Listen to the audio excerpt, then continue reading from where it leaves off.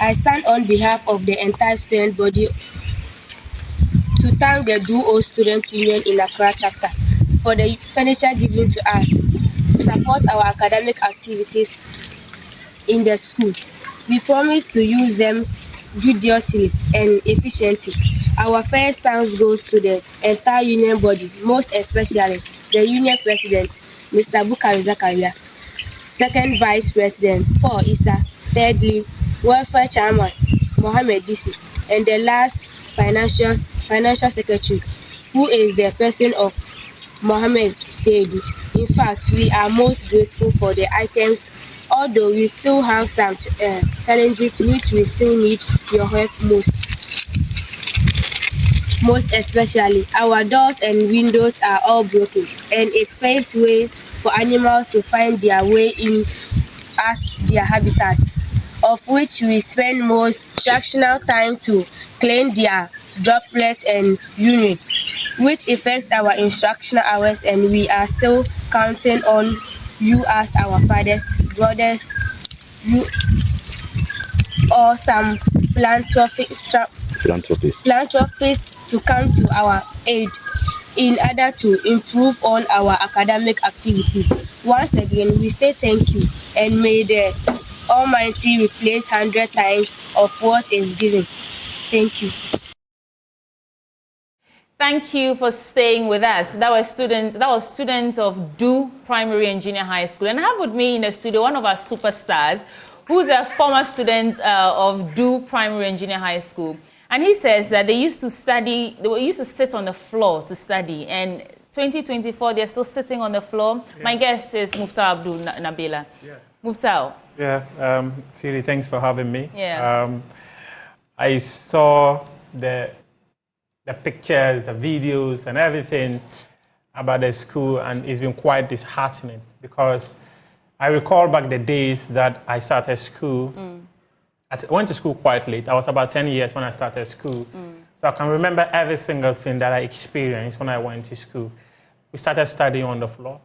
The most unfortunate aspect of it was the fact that ours was not, there wasn't even screening of the floor. It was the soil. We were sitting on the soil. We were writing on the soil for the teachers to come and mark and all that.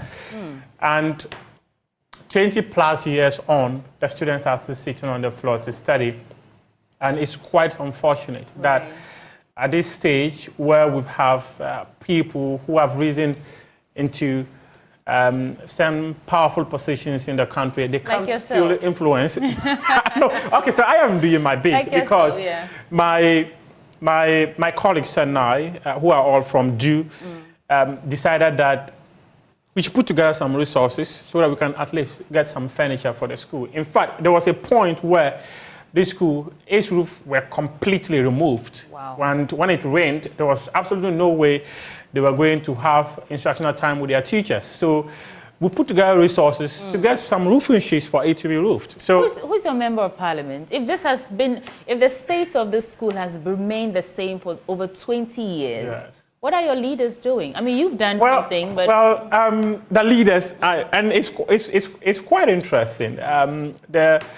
The member of parliament is the former gender minister, Madam Larva, who recently was replaced or reshuffled from the position of the gender ministry.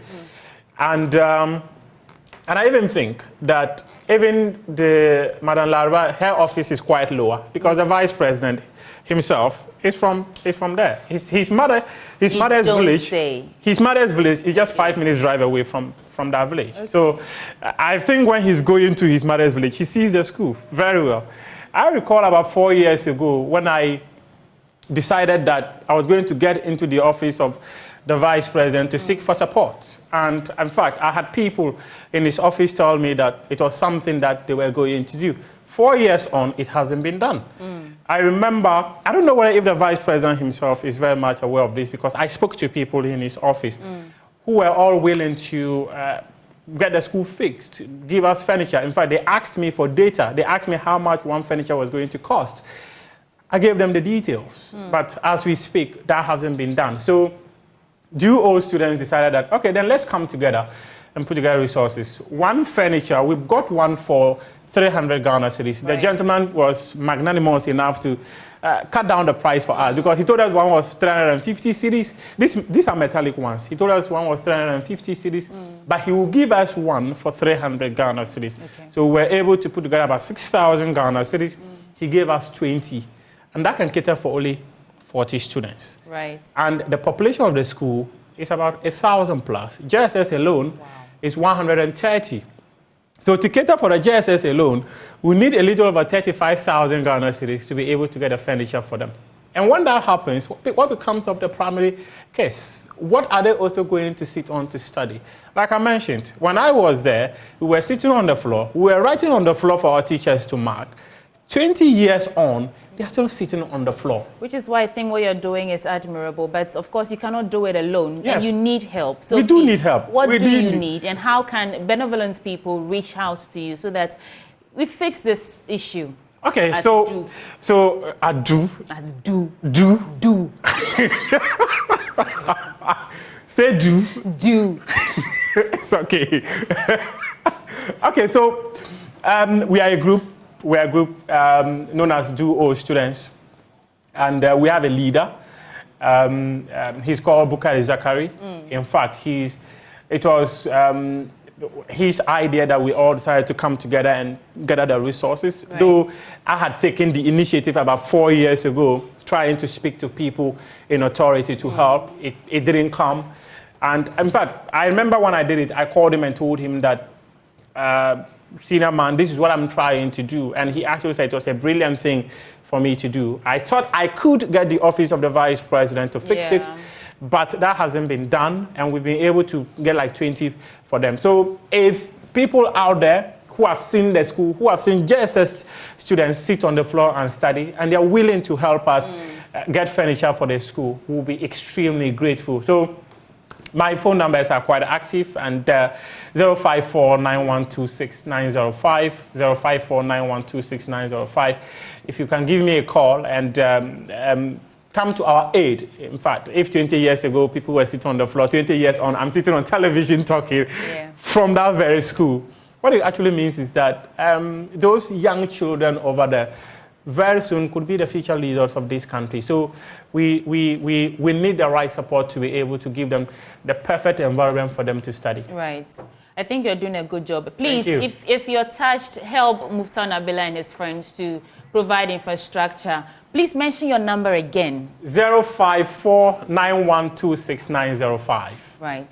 054-9126-905. Call Muftar Nabila and support him to provide some infrastructure for his school. This is what we are doing, right? If the government or if our leaders are unable to provide infrastructure for us, if we are privileged to be in a position to help, we should help. It would interest you to know that even some of my schoolmates, some of them being my seniors, actually, unfortunately, they do not even have a job. Like I am privileged to have one.